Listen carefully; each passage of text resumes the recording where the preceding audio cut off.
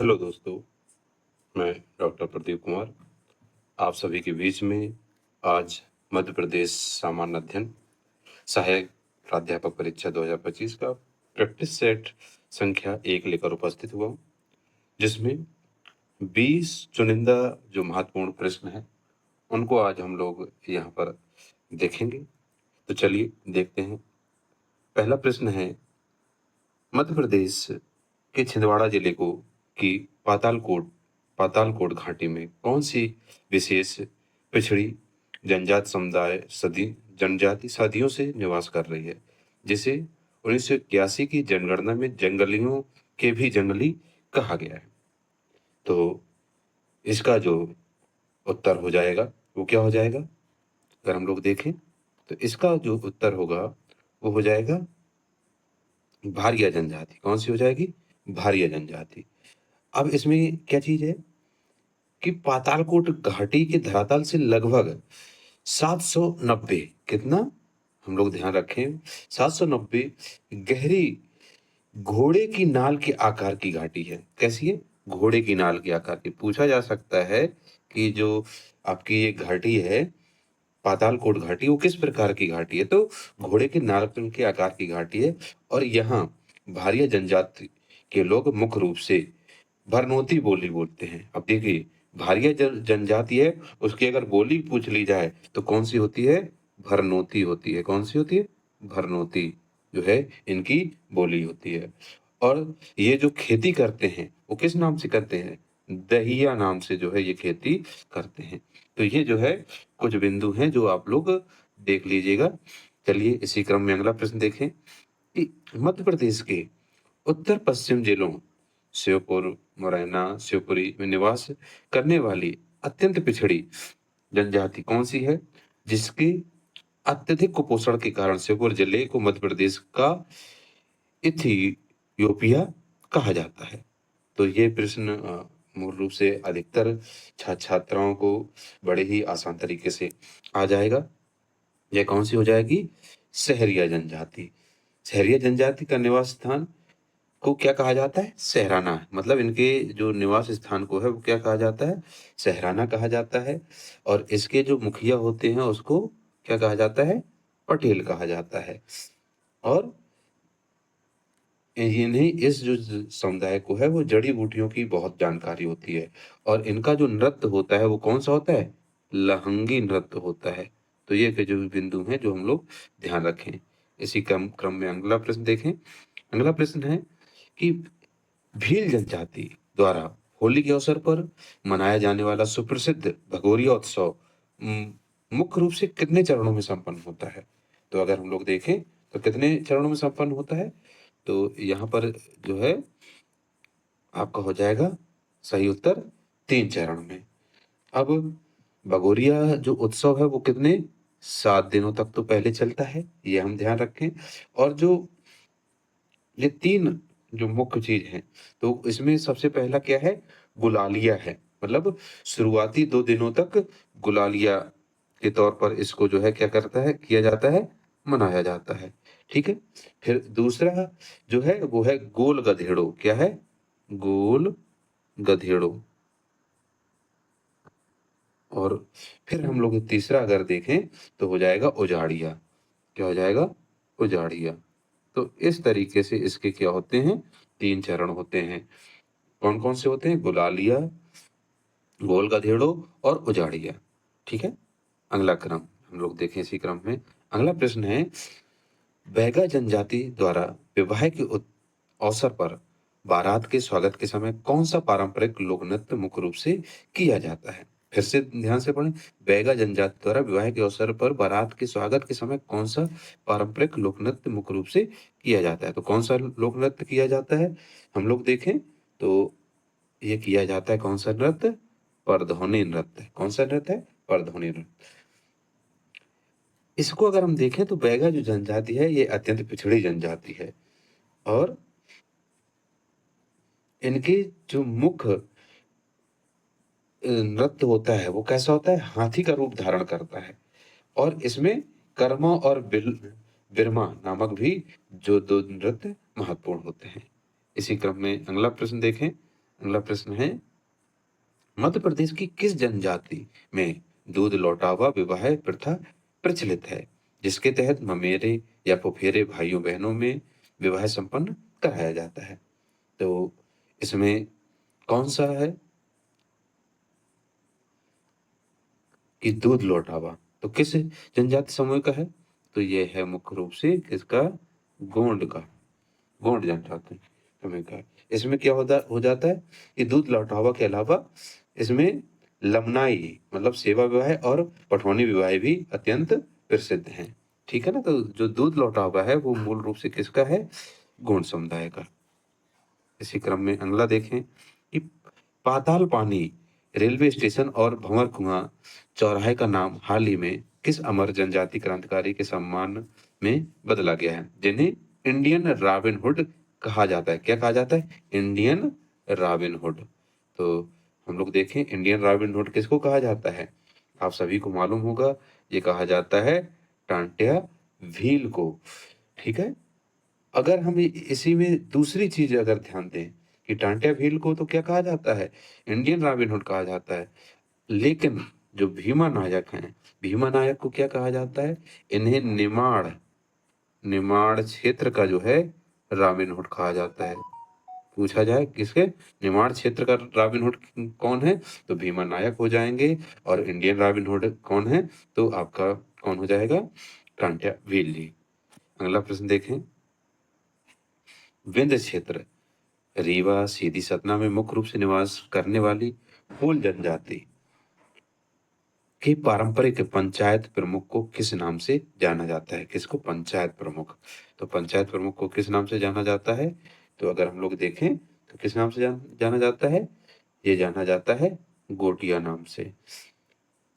कोल जो जनजाति है वो क्या है? मध्य प्रदेश की तीसरी सबसे बड़ी जनजाति है। कौन सी है? तीसरे नंबर की सबसे बड़ी जनजाति है और जिसका जिक्र हमें महाभारत में भी मिलता है। इनके जो लोक नृत्य है उसको कोल दहका कहते हैं। क्या कहते हैं? कोल दहका। ठीक है? तो ये बिंदु हम लोग को ध्यान रखें। अगला प्रश्न देखें कि कोरकू जनजाति द्वारा चट्टानों या खुले मैदानों में किया जाने वाला वह प्रसिद्ध लोक नृत्य कौन सा है जो अपनी तीव्र गति और शारीरिक संतुलन के लिए जाना जाता है? तो वह कौन सा लोक नृत्य है?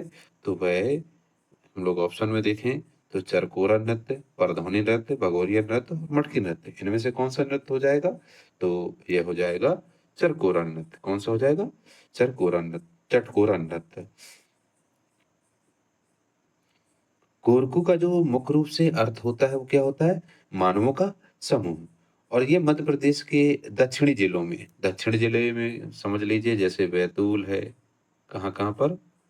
बैतूल हो गया, आपका खंडवा हो गया, होशंगाबाद हो गया। तो इन जिलों में जो है क्या है मुख्य रूप से ये जो है पाई जाती है। अगला प्रश्न देखें। अगला प्रश्न हो जाएगा, भील जनजाति के घरों को कु कहा जाता है। तो भीलों के बड़े निवास स्थान या पूरे मोहल्ले गांव को किस नाम से जाना जाता है? किस नाम से जाना जाता है? टोला, फाल्या, सहराना, पूर्वा। तो इसका सही उत्तर हो जाएगा बी नंबर। कौन सा हो जाएगा? फाल्या। भील जनजाति के लोग अपने मकानों को कु और अपनी बस्तियों को फाल्या कहते हैं। भीलों के प्रिय पेय पदार्थ को क्या कहा जाता है? ताड़ी कहा जाता है। भाई ताड़ी के लिए तो लोग बहुत फेमस है और हर व्यक्ति जो है अलीराजपुर झाबुआ इस तरफ जो शौकीन लोग हैं वो भागने का प्रयास करते हैं, जाने का प्रयास करते हैं। क्यों? कि वहां ताड़ी उन्हें मिल जाए, पीने को मिल जाए। और इसको राबड़ी भी बोलते हैं। ठीक है? तो अगला प्रश्न देखें। अगला प्रश्न है, छिंदवाड़ा में स्थित बादल भोई राज्य जनजाति संग्रहालय की स्थापना किस वर्ष की गई, जो मध्य प्रदेश की जनजाति संस्कृति को सहेजने का मुख्य केंद्र है? तो किस वर्ष की गई थी? तो अगर हम लोग देखें तो कब की गई थी? ये की गई थी ए नंबर 1954 को।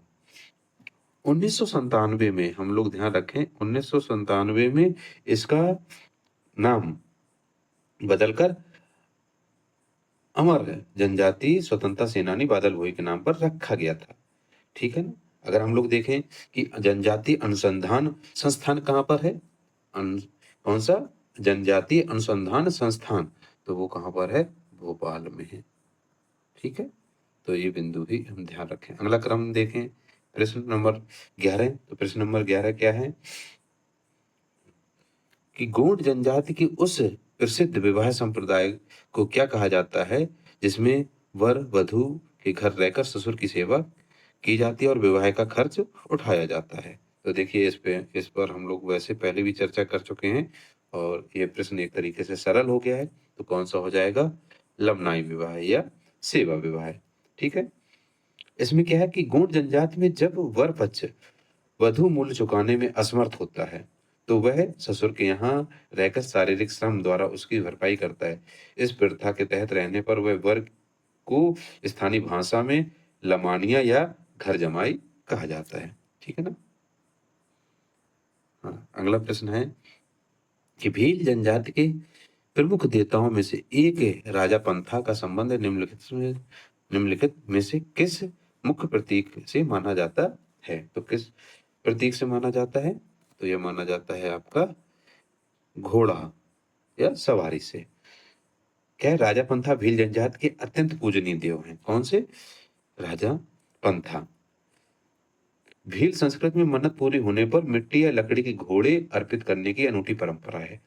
यह प्रतीक शौर्य और यात्रा की सुरक्षा का प्रतीक है जो भीलों के सुप्रसिद्ध पिथौरा भित्ति चित्रों में दिखाई देते हैं। मतलब अगर प्रश्न पूछा जाए कि जो पिथौरा, कौन से पिथौरा, जो भित्ति चित्र हैं वह उसमें किस जनजाति समुदाय का के जो है भित्ति चित्र, मतलब भित्ति चित्र मिलते हैं, तो किसके हो जाएंगे, भील जनजाति समुदाय के। अगला प्रश्न है, बैगा जनजाति के पारंपरिक समाज में गांव के मुख्य प्रशासनिक और सुरक्षा प्रमुख या मुखिया को किस नाम से पुकारा जाता है। तो यहाँ हमें ध्यान देना है, बैगा जनजाति समुदाय का पूछा गया है। तो बैगा जनजाति समुदाय के मुखिया क्या कहा जाता है, तो ये कहा जाता है मुकद्दम। यह क्या होता है, समाज में गांव के मुख्य नीति निर्धारक या मुखिया को मुकद्दम कहा जाता है। मुकद्दम की सहायता के लिए प्रशासनिक व्यवस्था में क्या, दीवान और समरथ जैसे पद होते हैं। कौन से, दीवान और समरथ, ये दो पद और भी होते हैं। ठीक है, इसी क्रम में आगे देखें, मध्य प्रदेश की दक्षिणी जिलों में पाई जाने वाली कुरकु जनजाति द्वारा मृत आत्मा की शांति के लिए कौन सी अनूठी प्रथा मनाई जाती है जिसमें लकड़ी का नक्काशीदार स्तंभ गाड़ा जाता है। तो इसका जो है, इसमें क्या हो जाएगा, इसका जो उत्तर हो जाएगा वो हो जाएगा बी। कौन सा हो जाएगा, सिडौली प्रथा। सिडौली प्रथा क्या है, कुर्की जनजाति में सिडौली प्रथा के अंतर्गत पूर्वजों की याद में सागौन और महुआ की लकड़ी का एक नक्काशीदार स्तंभ, जैसे गाथा कहते हैं, जमीन में गाड़ा जाता है। इस स्तंभ पर सूर्य, चंद्रमा और घुड़सवारों के सुंदर चित्र उकेरे जाते हैं। अब ध्यान रखें किस किस के उकेरे जाते हैं, सूर्य और चंद्रमा और घुड़सवार, इनके चित्र जो है क्या किए जाते हैं, इसमें जो है आपके लकड़ी में नक्काशीदार जो स्तंभ है इसमें उकेरे जाते हैं। इसी क्रम में आगे हम लोग देखें, अगला प्रश्न है, मध्य प्रदेश की पनिका जनजाति मुख्य रूप से किस धार्मिक विचारधारा या संप्रदाय से गहरे रूप से प्रभावित है जिसके कारण वे पूर्णतः शाकाहारी जीवन में जीते हैं। तो किसके हैं, तो अगर हम लोग देखें तो ये मुख्य रूप से किसके हैं, कबीर पंथी हैं। तो कबीर पंथ से प्रभावित है। पनका जनजाति मुख्य रूप से विंध्य क्षेत्र में, मतलब सीधी और शहडोल में क्या पाई जाए। पहले तो ये ध्यान दें कि ये जनजाति कहाँ पाई जाती है, तो सीधी और शहडोल में पाई जाती है। ठीक है, दूसरा बिंदु क्या हो जाएगा, ये स्वयं को कबीर की संतान मानते हैं और निर्गुण विचारधारा का पालन करते हुए मांस मदिरा का पूर्ण त्याग करते हैं, इसलिए इन्हें कबीरहा पनिका भी कहा जाता है। और ये मुख्य रूप से ये कौन सी जनजाति होती है, बुनकर जनजाति होती है। मतलब बुनकर का काम ये जनजाति अधिक करती है। ठीक है, अगला प्रश्न हो जाएगा, गोंड जनजाति की उस उपजाति को क्या कहा जाता है जो पारंपरिक रूप से लोहे का काम करती है और आग के देवता लोहासुर को अपना पूजनीय मानती है। तो क्या हो जाएगा इसका उत्तर? तो इसका उत्तर हो जाएगा नंबर सी, अगरिया। क्या है अगरिया?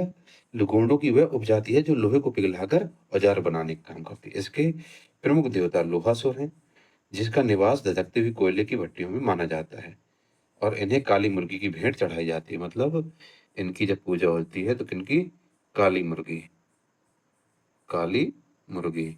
और काली मुर्गी से ध्यान आया, इसको जो है झाबुआ अलीराजपुर में क्या है, कड़कनाथ बोला जाता है। क्या इसका? कड़कनाथ। बहुत फेमस है भाई, बहुत महंगा मिलता है। अगले क्रम में देखें कि मध्य प्रदेश की भील जनजाति के संदर्भ में पिथौरा मुख्य रूप से कला के किस रूप को प्रदर्शित करता है जिसके लिए स्व प्रेमा फाल्या विश्व प्रसिद्ध थे? तो किसके लिए थे? तो यह मूल रूप से भित्ति चित्रकला के लिए प्रसिद्ध थे। अब देखिए, पिथौरा भील आदिवासियों की एक विश्व प्रसिद्ध पारंपरिक भित्ति चित्रकला है। इसमें घर के मुख्य दीवारों पर लखिंद्रा चित्रकार द्वारा घोड़ों के माध्यम से धार्मिक आख्यान और भील देवों का अंकन किया जाता है। और इसके जो मुख्य केंद्र हैं वो क्या हैं? झाबुआ और अलीराजपुर हैं। आगे हम लोग देखें अगला प्रश्न। मध्य प्रदेश के सतपुड़ा और नर्मदापुरम क्षेत्र में रहने वाली गोंड जनजाति द्वारा परिवार की समृद्धि और नारायण देव के सम्मान में कौन सा अनूठा पर्व मुख्य रूप से मनाया जाता है? कौन सा पर्व मनाया जाता है? तो कौन सा मनाया जाता है? लारू काज जो है पर्व जो है मुख्य रूप से मनाया जाता है। अगला प्रश्न देखें। अगला प्रश्न क्या हो जाएगा कि मध्य प्रदेश के अलीराजपुर जिले की जोबट तहसील के आसपास रहने वाली भील जनजाति द्वारा पुंजपुर पहाड़ी की मिट्टी से कौन सी पारंपरिक शिल्प कला की जाती है? कि कौन सी की जाती है? अगर हम लोग देखें तो ये हो जाता है कौन सा? भील मृद शिल्प, मिट्टी के पुतले और घोड़े बनाना। क्या है? अलीराजपुर के जोबट क्षेत्र में भील आदिवासी पुंजपुर पहाड़ी की विशेष मिट्टी से अपने लोक देवताओं को अर्पित करने के लिए पारंपरिक मिट्टी के घोड़े और पुतले बनाते हैं। यह मध्य प्रदेश की अत्यंत दुर्लभ और प्राचीन जनजातीय हस्तशिल्प कला है। तो ये हम ध्यान रखें। अगला और लास्ट जो प्रश्न है वो है कि 1857 के स्वतंत्रता संग्राम में होशंगाबाद नर्मदापुरम के पंचमढ़ी क्षेत्र से अंग्रेजों के खिलाफ विद्रोह का सफल नेतृत्व करने वाले सुप्रसिद्ध गोंड राजा कौन थे? तो गोंड राजा कौन थे? भीमा नायक, गंजन सिंह कोरकू, ठाकुर दौलत सिंह, गोंड राजा भभूत सिंह। तो इसका सही उत्तर क्या हो जाएगा? गोंड राजा भभूत सिंह। ठीक है, यह मुख्य रूप से क्या है? गोरिल्ला युद्ध करने के लिए बहुत प्रसिद्ध थे। क्या थे? गोरिल्ला युद्ध करने के लिए वे बहुत प्रसिद्ध थे। और इनके लिए जो है ये समझ लीजिए कि एक मद्रास की पलटन स्पेशल तौर पर इनके लिए क्या की गई थी? मंगाई गई थी। तब जाकर कहीं इनको जो है पकड़ा गया था और फिर इन्हें जो है फांसी दे दी गई थी। तो इस तरीके से अगर हम देखें तो हमारे कुल कितने 20 प्रश्न यहाँ पर क्या होते हैं? संपन्न होते हैं। आप सभी ने इस वीडियो को पूरा देखा, इसके लिए आप सभी का बहुत बहुत साधुवाद। आपको वीडियो अच्छा लगे तो वीडियो को लाइक करें, कमेंट्स करें, चैनल को सब्सक्राइब करें। और कमेंट्स इसलिए करें कि आपको वीडियो में क्या चीज़ें चाहिए, मतलब आपको कैसी सामग्री चाहिए, वो अगर आप कमेंट्स करके बताएंगे तो मैं प्रयास करूंगा कि उस तरीके की सामग्री आपको प्रदान कर सकूं। आप सभी का बहुत बहुत धन्यवाद।